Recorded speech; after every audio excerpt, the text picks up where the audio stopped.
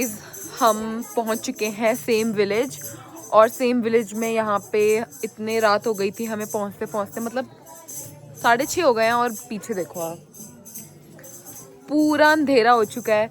तो हमें यहाँ पे कोई होम स्टे वगैरह नहीं मिल रहा था, तो बड़ी मुश्किल से हमें घर मिला है और इन्होंने अपना एक रूम हमको दिया है, मतलब पेड ही दिया है। तो हम एक पहाड़ी घर पे ही रह रहे हैं, ऐसे कोई होम स्टे जैसा नहीं है, लेकिन अच्छा लग रहा है कि अपने लोगों के बीच में ही उनसे मिलेंगे, बात करा भी हमने। लेकिन हाँ, तो अब हम कल सुबह सुबह निकलेंगे मंदिर के लिए। थोड़ी सी चढ़ाई है तो हम सुबह जल्दी निकलेंगे, क्योंकि कल हम मंदिर के दर्शन करके वापस अपने घर, अपने गांव जाना है।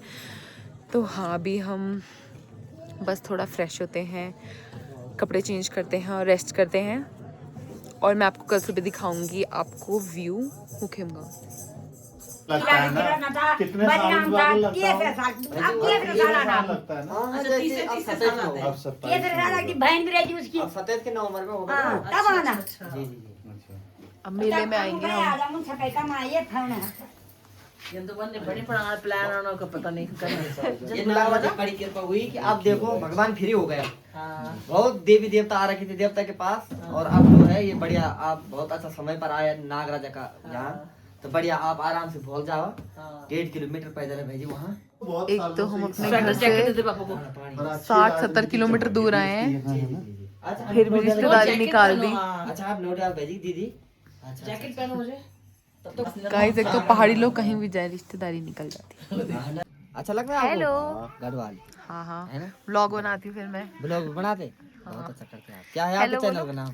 मुस्कान गुसाई अपने नाम से ही है। अच्छा ठीक है, मैं सर्च करूंगा। हेलो, ऐसे करो। वो शर्मा देखो ये गई। सब्सक्राइबर ये हो गया आपका। इसके पास ये फोन, ये पता फोन कौन- है? ये पता किसको देखता है? सौरभ जोशी को। अच्छा, आज तो उसकी शादी हुई शादी है। हो गई। हो गई? ये किसने यही क्यों? तो, ये तपोवन में अच्छा, आज ही ये शादी सौरभ हुई। जोशी को देखता है, उसको बोलता है दुनिया पापा चलो देख- उसको मैं खुद 5 साल से देख रहा हूँ उसको, लगा हाँ, सौरभ जोशी क्या को तू ऐसे बोलो हेलो, ऐसे बोलो हेलो। उसके पास ले जा मुझे। आपका नाम क्या है? शंभू। मिलता कि नहीं मिलता? अच्छा, आप यूट्यूब देखते हो? किसको देखते हो आप? मिलता कि नहीं? तो गाइज हम आए हैं, जैसे आपको पता ही है, हम सिंह नागराज मंदिर के दर्शन करने आए हैं। तो अब हाँ, पंडित जी के घर में। तो अब हम आपको स्टोरी सुनाएंगे, क्योंकि वो हमें सारी कहानी सुनाएंगे। तो मैं आपको भी सुनाती हूँ, और अब चलो सब स्टोरी सुनो। गाइस, जैसे आपको पता ही है कि हम लोग आए हैं सेम नागराज मंदिर में, मंदिर के दर्शन करने। तो अभी हम थोड़ा सा होम स्टे में रखे हैं, जैसे आपने ब्लॉग में देखा। तो ये हैं यहाँ पे पंडित जी हैं, जो हमें सारी स्टोरी सुनाएंगे। तो सबसे पहले उनका इंट्रोडक्शन लेते हैं। आप अपना नाम, गांव का नाम और बताइए यहाँ की स्टोरी क्या थी। जी जी जी, नमस्कार, मेरा नाम अतुल चमूल बोल रहा, और मैं से मुखियम को पंडित जी थे, और हमारा गांव को नाम सदड़ गाँव। और अभी जो छे हमारे यहाँ गोसाई जी को आने हुई, तो गोसाई जी एक अच्छे यूट्यूबर है। तो बाद बाकी जो है, इस गांव का नाम सदड़ गांव है, और मेरा यहाँ पे एक छोटा सा होटल है जिसका नाम कल्पना गेस्ट हाउस है। यहाँ पे रहने की, खाने की पूरी व्यवस्था है। बाद बाकी सेम मुखिम नागराजा उत्तराखंड को 5 धाम भी लोग बोलता। बाद बाकी जो है सेम मुखे मतलब भगवान श्री कृष्ण की एक तपस्थली है। यहाँ भगवान श्री कृष्ण आए, और यहाँ स्वयं स्वयं उन्होंने यहाँ एक लीला रची। लीला ऐसी हुई कि जब श्री कृष्ण में लीला में ऐसा होता है कि जब उनकी बाल रूप में जो है गेंद गिरी यमुना नदी में, तो वहाँ कालिया नाग मिला उन्हें। तो कालिया नाग को उन्होंने बोला कि कालिया नाग जी, आप इस पानी में रहते हैं और ये पानी विषैला हो जाता है, गोकुल की जितनी भी गायें हैं इस पानी को पीने से मर जाती है, या इस पानी का उपयोग गांव के लोग नहीं कर पाते हैं। तो आप ऐसा करो कि इस पानी को छोड़ के कहीं अन्यत्र चले जाओ। तो कालिया नाग बोलता है कि भगवान, अगर मैं इस पानी से बाहर जाऊंगा तो मेरे को तो गरुड़ खा देगा, या तो आप मेरे को कहीं अच्छी सुरक्षित स्थान बताओ जहाँ कि मैं अपने परिवार के साथ राजी खुशी रह सकूँ। तो भगवान श्री कृष्ण ने उसको हिमालय देश, ये जो हमारा उत्तरांचल प्रदेश है, यहाँ जाने का आदेश दिया। और तब कालिया नाग ने बोला कि जाने के लिए मैं वहाँ चले जाऊँगा, लेकिन मेरे साथ आप भी चलेंगे। तो कृष्ण भगवान ने बोला कि अभी तो मैं बच्चा हूँ, अभी तो बहुत कुछ करना है। जब मेरी सारी लीलाएं खत्म हो जाएगी तो महाभारत के बाद मैं उस क्षेत्र में आपके पास जरूर आऊँगा। तो श्री कृष्ण जब हमारे क्षेत्र में यहाँ आए, तो हरिद्वार से ऊपर की भूमि को बाबा केदार की भूमि कहा जाता है। और जब वो आए तो उनको कण कण में शिव जी दिखाई दिए। तो उन्होंने बोला कि अपने आराध्य के ऊपर मैं पैर कैसे रखूं, और कालिया नाग से भी वादा कर रखा था कि मैं उत्तराखंड में आऊँगा। जबकि श्री कृष्ण तो यूपी साइड के थे, बेचारे काशी वृंदावन साइड के थे, तो उत्तराखंड के तो बाबा केदारी हैं, ये बाबा केदार भूमि है। तो जब यहाँ आए तो वो कृष्ण को नौ छवि नारायण भी कहते हैं। तो उन्होंने क्या किया कि एक सांप का रूप यहाँ लिया, यहाँ एंट्री करने के लिए। तो जो ये हमारे पहाड़ों के रास्ते भी है टेढ़े मेढ़े हैं, जैसे सांप चला हुआ, तो वैसे ही वो रेंगते हुए सांप के क्योंकि पैर नहीं होते, तो उनको ये रूप लेना यहाँ अच्छा लगा। तो जब वो यहाँ आए तो श्री कृष्ण को यहाँ नाग राजा कहा जाता है। मतलब बहुत सारे लोग ये धारणा है लोगों के मन में कि कोई बड़ा नाग होगा और सारे छोटे नागों का वो राजा है, और ये गढ़वाली लोग उस नाग राजा की पूजा करते हैं। लेकिन ऐसा नहीं है, हम नाग राजा का नाम लेते हैं तो इसका पुण्य हमें भगवान श्री कृष्ण देगा, क्योंकि नागों के राजा मतलब भगवान श्री कृष्ण। मंदिर नाग राजा का कहीं भी होगा, मूर्ति श्री कृष्ण की होती है। तो तब जो है श्री कृष्ण जब यहाँ आए से मुखेम में, तो ये जो क्षेत्र है ये पट्टी उपली रमोली है। तो रमोली पट्टी 3 है, एक रेका रमोली है, एक रौणद रमोली है, ये उपली रमोली है। उपली इन रमोली पट्टी के जो राजा थे वो गंगू रमोला जी थे, गणपति। तो गंगू रमोला जी के पास जब कृष्ण भगवान आए तो एक बूढ़े ब्राह्मण के रूप में आए, क्योंकि उनको लीलाधर भी कहा जाता है और उनको लीला रचने में बहुत आनंद आता है। तो कुछ कारण रहा होगा जो लीला रची उन्होंने। तो गंगू रमोला जी के पास वो जाते हैं बूढ़े ब्राह्मण के रूप में और बोलते हैं कि राजा जी मैं एक बूढ़ा ब्राह्मण हूँ और मेरा कोई आगे पीछे नहीं है, मैं आपके इस क्षेत्र में भ्रमण करने आया था, मुझे यहाँ आपका क्षेत्र बहुत अच्छा लगा, आप मेरे को थोड़ी सी भूमि यहाँ जगह दे दो कुटिया बनाने के लिए, और मेरे से जो भी सेवा भक्ति पूजा पाठ होगी मैं आप लोगों के लिए ये करूँगा यहाँ। तो गंगू रमोला जो थे वो उन्होंने बोला कि पंडित जी आपने तो अच्छा किया, आप यहाँ आए, आपका स्वागत है, लेकिन आप जैसा बोल रहे हैं कि जगह देने की बात, तो मेरे से मुकेम में तो वैसे ही विद्वान ब्राह्मणों का गढ़ है, और अगर मैं आप पे दया करके जो है आपको यहाँ जगह देता हूँ और आपसे पूजा पाठ कराता हूँ, तो मेरे जो कुल पुरोहित लोग हैं वो तो मेरे से नाराज़ हो जाएंगे, यार ये कैसा राजा है, यहाँ ऑलरेडी ब्राह्मण होने के बावजूद भी यहाँ इतने सारे ब्राह्मणों के गांव है सेम मुखेम में, तो यहाँ आपको रखने का तो कोई मतलब ही नहीं बनता, तो मैं एक राजा होने के नाते आपको यहाँ स्थान नहीं दे सकता हूँ। तो श्री कृष्ण ने उन पे दबाव डाला, उन पे थोड़ा उनसे और ज़्यादा वो बोला कि जो राजा होता है वो गरीब असहाय लोगों की मदद करता है और न्याय प्रिय होता है। तो गंगू रमोला जी थोड़ा जो है क्रोधी स्वभाव के व्यक्ति थे, तो उन्होंने जो है श्री कृष्ण को बोला कि पंडित जी मेरे को ज़्यादा ज्ञान मत दो, मैं जगह नहीं दे रहा हूँ और आप यहाँ से चुपचाप चले जाओ, कहीं अन्य जगह जो है आप प्रयास करो, कहीं और आपको स्थान मिल जाएगा। तो श्री कृष्ण को उन्होंने बोला कि अब तक श्री कृष्ण ने बोला कि आपके पास तो इतनी जगह भूमि है, आप थोड़ी सी जगह क्यों नहीं दे पा रहे हैं, आप ऐसा ये तो आपके बहाने हैं कि आपको दया आनी चाहिए कि यार एक ब्राह्मण आ रखा है। तो गंगू रमोला ने बोला कि भाई मुझे ज्ञान मत दो, मैं एक राजा हूँ, मुझे पता है क्या करना है क्या नहीं करना है, आपको यहाँ से चुपचाप जाना है तो चले जाओ, नहीं तो आपको सैनिकों से मार पिटा के भगाना पड़ेगा। तो श्री कृष्ण जो है नाराज हो जाते हैं, बोलते हैं कि हे राजा, जिन ब्राह्मणों के पीछे तुझे इतना घमंड अहंकार हो गया कि तू अतिथि सत्कार करना तक भूल गया और उल्टा तू मारने पीटने की बात कर रहा है, तो जिन ब्राह्मणों के पीछे तुझे इतना घमंड अहंकार हो गया कि मेरे ब्राह्मण ऐसे हैं वैसे हैं और मैं इन्हीं को मानता हूँ, इन्हीं की पूजा पाठ करता हूँ, और उसके अलावा आप जो है किसी और को जो है कोई मैं तो नहीं देते हैं, तो जैसे मैं आपके इस क्षेत्र में आया वैसे ही आपके ये ब्राह्मण भी अब मांगने जाएंगे। तो ये एक शराब पड़ा हमारे क्षेत्र में, एक फेगवाल प्रथा का शराब है कि मतलब हमारे यहाँ अगर कोई सर्वसंपन्न व्यक्ति भी है तो उसको अपने रिद्धि सिद्धि के लिए कुछ दिन के लिए उस नागराज के नाम की झोली उठा के कहीं भी भिक्षा मांगने जाना पड़ता है। इस परंपरा को फेगवाल प्रथा बोलते हैं। अब ये प्रतापनगर जो क्षेत्र है ये पूरा ओबीसी हो गया, यानी फेगवाल समुदाय हो गया है। तो जिस कारण से जो है कि अब उत्तराखंड राज्य में जो है नौकरी में आरक्षण के लिए थोड़ा बहुत छूट भी हो गई ना। तो बाद बाकी जो है गंगू रमोला ने फिर जगह देने से जब इनकार किया तो भगवान क्रोधित हो गए, भगवान यहाँ कुपित हुए। तो भगवान ने उनकी जो यहाँ गाय पशु पक्षी थी वो सब पत्थर बनाए, जो गंगू रमोला के अभी भी है। यहाँ सेम नागराजा पर्वत के बगल पे शतरंजू सौड़ है, वहाँ पत्थर है भैंस के आकार गाय के आकार के बने हुए। तो ये बताते हैं कि भाई यहाँ श्री कृष्ण ने सही में शराब दिया है, नाराज हुए भगवान। तो उसके बाद भगवान ने परिचय देना था, भगवान ने बोला नहीं देता जगह, ठीक है मैं चले जाता हूँ। तो उसके बाद भगवान ने अपना परिचय ये दिया कि उस क्षेत्र में जो है अकाल पड़ा हमारे इस क्षेत्र में। तो भगवान चले गया था, श्री कृष्ण चले गया था, लेकिन समस्या हुई नहीं इधर तब। फिर ऐसा हुआ कि यहाँ जब आप कल जाएंगे, एक जगह है यहाँ तलबला सेम, जहाँ तक गाड़ी जाती है, ग्राउंड है वहाँ पे। तो उस तलबला सेम में क्या है कि लोगों ने जो है आलू लगा रखे थे। पहले क्या होता था कि सारे गांव की एक साझी भूमि होती थी, तो उस भूमि में क्या है कि आलू बो रखे थे उस दौरान। तो जैसे लोग आलू खोदने गए, जब फसल पकती है, आलू की धड़ियाँ होती है ना, तो आलू की धड़ियाँ जब खोदने गए लोग, तो आलू की जगह सांप निकले। तो लोगों ने लगाई हुई फसलें छोड़ी।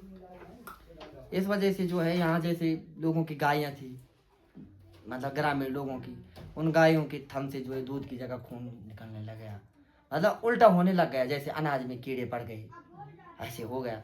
तो तब जब नाराज हुई तो मीटिंग हुई राजा के साथ। तो प्रजा ने बोला कि राजा जी, आपके कार्यकाल में ये ऐसा क्या हो रहा है, ऐसा अनर्थ क्या हो रहा है, यहाँ तो प्रकृति रुष्ट हो गई। तो राजा की जो रानी थी उनका नाम बोलते थे मैणावती। तो मैणावती जी बड़ी धार्मिक विचारों की थी, बहुत अच्छे आदमी थी। तो उन्होंने बोला कि भाई कुछ दिन पहले यहाँ एक सिद्ध पुरुष आए थे, एक ब्राह्मण देवता आए थे, और इस राजा ने उनका एक आम आदमी समझ के जो है उनको एक साधारण समझ के उनको अनादर किया, उनके साथ जो है दुर्व्यवहार किया, जिस कारण कि हो सकता है कि उसके नाराज होने से ही, उसके श्राप की वजह से ही यहाँ ऐसा ऐसा हो गया। तो गंगूराम मुल्ला जी ने बोला कि अगर ऐसी बात है, तो उन्होंने सैनिक को आदेश दिया, सैनिकों को बोला कि वो पंडित जी कहीं भी मिलता है तो उसको यहाँ लाओ। तो भगवान की एक लीला थी, भगवान ने तो काम मिलना था। लेकिन उस समय ऐसा होता था कि जो राजा का आदेश होता था, शासनादेश, तो उसको पूरा करना ही था, करो या मारो। तो सैनिक पता करते करते जो है ये जो श्री कृष्ण को बताया जाता है कि जब यहाँ से जगह नहीं मिली, तो भगवान डांडा गांव में गए। पौड़ी एक जगह है, कोट बिलोक, बनेल सिंह पट्टी है, देवप्रयाग से आगे जाके। तो वहाँ डांडा गांव में गए, तो वहाँ के लोग, पहले क्या होता था कि पुराने ज़माने में लोग अपने गांव में अवजी ब्राह्मणों को भी बसाते थे कि ताकि हमारे धार्मिक अनुष्ठानों के लिए कोई दिक्कत ना हो। ब्राह्मण और अवजी का एक अच्छा मैं तो मानते हैं, अभी भी मानते हैं, ऐसा नहीं है। तो पहले लोग बसाते भी थे। तो भगवान श्री कृष्ण जब पौड़ी क्षेत्र में गए, तो एक ऐसे गए जैसे धीरेन्द्र शास्त्री नहीं, जो फ्यूचर बताता है सीधा। तो मतलब लोग उनसे बहुत प्रभावित हुए। लोगों ने बोला पंडित जी आप यहाँ रहो, आपको हम जगह देते हैं, आपको कुटिया बनाते हैं, और आप हमारे पूजा पाठ करो, आप बहुत अच्छे विद्वान हैं। दूर दूर से जन्म पत्र दिखाने लोग आए वहाँ। तो पंडित जी की बहुत चर्चा हुई कि उस गांव में ऐसे पंडित जी आ रखे हैं। तो उनके लिए कुटिया बनाई गई, उनकी अच्छी सेवा भक्ति हुई। लेकिन तब जो है गंगूराम मुल्ला के सैनिक किसी दिन वहाँ पहुँच गई। तो सैनिकों ने उन गाँव वालों को बोला कि भाई जो तुम्हारे यहाँ ये पंडित जी हैं, इसको हमारे हवाले कर दो, क्योंकि इस ब्राह्मण के लिए जो है तेरे राजा का आदेश है, इसको वहाँ पेश करना है, और अगर आप इसको हमारे साथ नहीं जाने देते हैं तो आप हमारे पीछे जाएंगे। हमारे लिए तो भाई आदेश है, हमने तो करना है या तो मरना है। तो गांव वाले जो पौड़ी के लोग थे, उन्होंने सोचा कि ये जो ब्राह्मण है, कोई बहरूपिया है, कोई चोर डकैत है, इसने पता नहीं टीरी में क्या गलत काम किया, और यहाँ ऐसे बन के हमको बेवकूफ़ बना रहा है। और इसने तो अब तो राजा हमको बोलेगा कि अब उन्होंने भगवान श्री कृष्ण को जो है एक ढोंगी समझ के जो है उनको गाली गलौज दी, और उनका बहुत तिरस्कार किया कि हे ब्राह्मण, तेरे लिए यही गांव रहा बसने के लिए। अब तो राजा हमको डांटेगा कि तुमने इनको पनाह क्यों दी, जैसे आतंकवादी को कोई जगह दी। तो उन्होंने वही सोचा, लोगों ने ऐसी धारणा बना दी। और किसी ने भगवान श्री कृष्ण को पीटने भी गए होंगे, किसी ने पीटा भी होगा, किसी ने गाली गलौज भी की जब पब्लिक इकट्ठी हुई। तो श्री कृष्ण ने बोला भाई ऐसा है, मारो पीटो मत। ऐसा है कि जिस दिन मैं आपके इस क्षेत्र में आया था, उस दिन आपने स्वयं मेरे को जगह दी, अच्छा मान सम्मान किया। लेकिन अब जब 2-4 सैनिकों को देख के आपके मन में मेरे प्रति ऐसी भावना बन गई कि मैं बेकार हूँ या मैं चोर डकैत हूँ, तो अब यहाँ रहने का कोई मतलब ही नहीं है। तो जो तुमने मेरे लिए कुटिया बनाई, इसमें तो अब लगेगा कुंडा, और मैं जाता हूँ। तो जब श्री कृष्ण जी यहाँ आए, जब सैनिकों ने लाए, तो श्री कृष्ण ने गंगूराम मुल्ला को बोला भाई राजा जी, जिस दिन मैं आपके इस क्षेत्र में आया था, उस दिन आपने 1 गिलास पानी भी नहीं पिलाया, और आज जब मैं वहाँ राजी खुशी रह रहा था पौड़ी में, हाँ चलो ठीक है, आपकी जमीन है, नहीं दी आपने, आपकी मर्जी है, मैं चले गया था। अब वहाँ राजी खुशी रह रहा था, वहाँ से भी आपने मेरे को बेघर कर दिया, तो आप चाहते क्या है। तो राजा ने बोला भाई, राजा भी विद्वान आदमी था, ऐसी बात नहीं, जो राजा था वो कोई बेवकूफ़ तो था नहीं। राजा ने बोला भाई ऐसा है कि यहाँ जब मैंने मीटिंग की, तो गांव के लोगों ने बोला भाई कि उस यहाँ जो है वो पंडित जी के नाराज़ होने से ऐसा ऐसा हुआ है, और मैंने अपने सारी पट्टी के ब्राह्मणों से यहाँ अनुष्ठान पूजा पाठ कराई, और तब जाके भी यहाँ जो है प्रकृति ज्यों की ज्यों है वो ये जो है रुष्ट हो रखी है। गाय भैंस पत्थर की बन गई है, आलू की जगह सांप निकल रहे हैं। तो आप जो है यहाँ पूजा करो, पाठ करो, अनुष्ठान करो, और इस भूमि को फिर से पहले जैसा कर दो। तो श्री कृष्ण तो चाहते ही थे, तो फिर जो है जब रात हुई तो राजा के सपने में भगवान श्री कृष्ण ने दर्शन दिए और गंगूरमोला को बोला कि भाई मैं कोई ब्राह्मण नहीं हूँ, मैं भगवान श्री कृष्ण हूँ और यहाँ मेरा एक नागराजा का मंदिर बनेगा जो कि कलयुग में काफ़ी लोगों की मनोकामनाएं पूर्ण करेगा, लाखों करोड़ों श्रद्धालुओं को केंद्र बनेगा। तो और यहाँ मैंने एक कालिया नाग के रूप में मेरे जो है यहाँ स्थान होगा, आप मेरे लिए यहाँ मंदिर का निर्माण करो। तो कृष्ण भगवान ने इसलिए करी कि वो काले नाग के नाम से हाँ मंदिर बन हाँ जाए। कालिया नाग को यहाँ बसाना था ना, तो कालिया नाग को स्थान तो देना ही था सेव मुखे में। तो फिर प्रचार करने के लिए उन्होंने ये सब हाँ के नागराजा के रूप में ना। हाँ। फिर क्या हुआ कि गंगूरमोला जब सुबह उठा तो संपन्न आदमी था, राजा तो राजा होता है। राजा ने अपने 2-4 सैनिकों को बुलाया और ये आदेश दिया कि भाई कल रात को मेरे को स्वप्न आया कि एक मंदिर बनाना है, बना दो। तो सैनिकों ने आदेश दिया होगा मिस्त्री लोगों को, तो उन्होंने मंदिर बनाया। 7 दिन में मंदिर तैयार हुआ और 8वें दिन जब राजा रानी ने प्राण प्रतिष्ठा के लिए जाना था तो गए तो वहाँ पे मंदिर था ही नहीं, मंदिर गायब। अच्छा। तो राजा ने बोला कि कहाँ है मंदिर के लोगों ने, उन्होंने बोला हमें बना दिया था साहब, अब पता नहीं कहाँ गया। उन्होंने बोला ढूंढो, आज नहीं मिला। तो राजा ने सोचा कि झूठ बोल रहे, तो उन्होंने बोला कि दूसरा बना दो। कौन सा उस जमाने सीमेंट सरिया का बनता था, ऐसे ही घास फूस की झोपड़ी टाइप की। तो उन्होंने दूसरा बनाने के लिए बोला, तो वो भी 7 दिन में तैयार हुआ। तो 8वें दिन फिर गए वो तो फिर वैसे ही गायब हो गया। अब राजा घमंडी आदमी था, करोड़पति भी था, उसने बोला और बनाओ। बनाते गए वो गायब होते रहे। तो ऐसे ऐसे करके 6 मंदिर गायब हुए। तो जब राजा परेशान हुआ कि यार ये जा कहाँ रहे मंदिर, तो उन्होंने जब बहुत मनन किया रात को, जब वो बहुत थक हार गए थे कि यार अब क्या होगा, तो उन्होंने बड़ी श्रद्धा से भगवान का स्मरण किया, उनको याद किया। तो सपने में भगवान ने उसको दर्शन दिए कि जो तू ये मंदिर बना रहा है ये घमंड से बना रहा है, तो आज तक श्रद्धा से क्यों नहीं बना रहा, श्रद्धा से बना और मैं तेरे को स्थान बताता हूँ। तो वहाँ से मुखे में भगवान ने उसको स्थान बताया।